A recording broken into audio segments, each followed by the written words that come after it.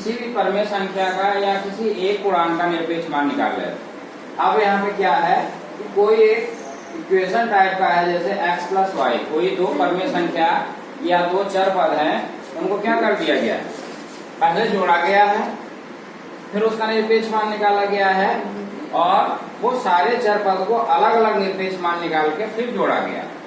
तो इस इक्वेशन के अनुसार हम क्या देख रहे हैं कि अगर दोनों चर पद को पहले जोड़ देते हैं, उसका निरपेक्ष मान निकालना है वो, और दोनों जो चर पद हैं उनका अलग अलग निरपेक्ष मान निकालना है, फिर उनको जोड़ा जा रहा है।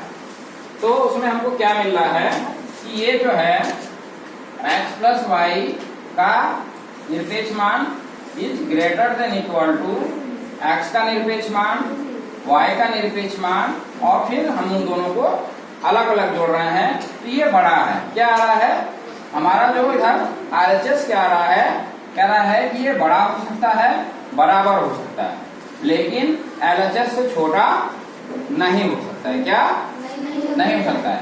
इसको अभी हम लोग उदाहरण पे इसको देखेंगे।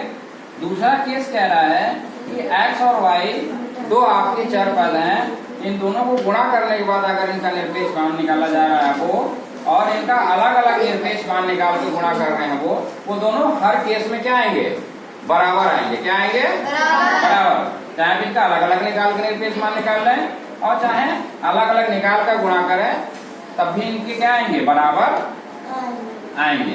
तीसरे केस में क्या कह रहा है कि अगर हम इनको भाग करके फिर निरपेक्ष मान निकाल रहे हैं या अलग अलग निरपेक्ष मान निकाल के तब भाग कर रहे हैं, तब भी तीसरे केस में भी हमारा क्या है, बराबर आएगा। सिर्फ जोड़ने वाले केस में क्या है, इसके मान अलग अलग हो सकते हैं। समझ गए?